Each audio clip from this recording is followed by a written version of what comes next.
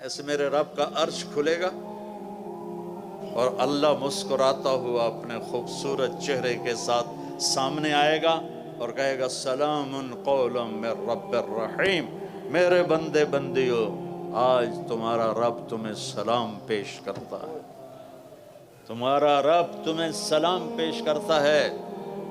تو پوچھے گا اللہ حل رضیتم، خوش ہو؟ کہیں گے یا اللہ موجاں لگ گئی ہیں، بڑے خوش ہیں۔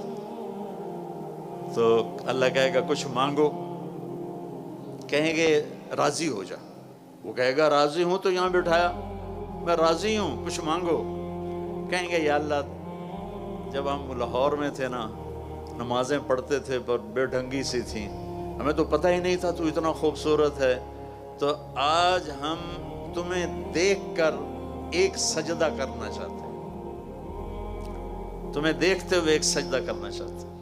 ہائے ہائے ہائے، تمہارا رب کہے گا میرے بندو لاہور میں تم میرے غلام تھے، میں آقا تھا، آج میری جنت میں تم میرے مہمان ہو اور میں میزبان ہوں، اور مہمان سے کام نہیں لیا جاتا۔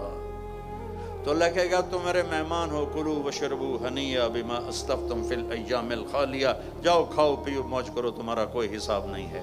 میرے بچوں ایک زندگی آگے آ رہی ہے، اس کی تیاری کرو، 5 وقت نماز پڑھو، اور آپ کٹھے لڑکے لڑکیاں پڑھتے ہیں، اپنی نظروں کی حفاظت کرنا سیکھو، اور ایک حد اپنے درمیان قائم رکھو، اور جو اللہ نے ایک تعلق بنایا ہے شرعاً نکاح کا اپنے والدین کی مرضی کے ساتھ، ان کی دعائیں لے کر یہ قدم اٹھاؤ۔ ایسے دلیر نہ ہو جاؤ کہ بس میری پسند ہے میں نے شادی کرنی ہے، نہیں تو میں کورٹ میرج کر لوں گا۔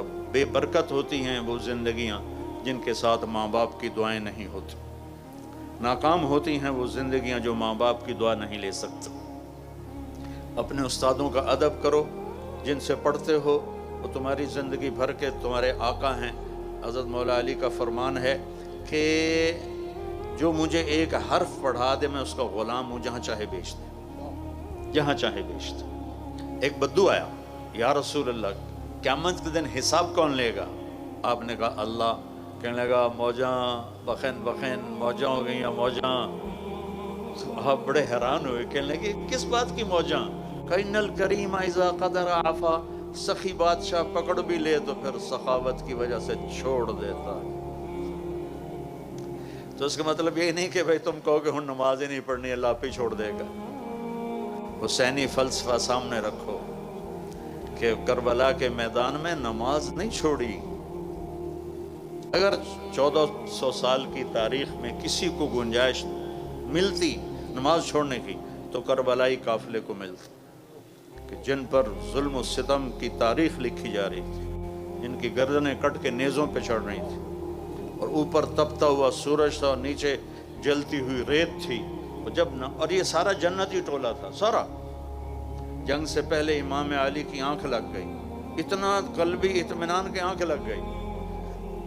کسی کو کوئی بیماری سنا دو بھیڑ سی تو اس کا سونا ہی حرام ہو جاتا ہے، اور آپ سامنے موت نظر آ رہی اور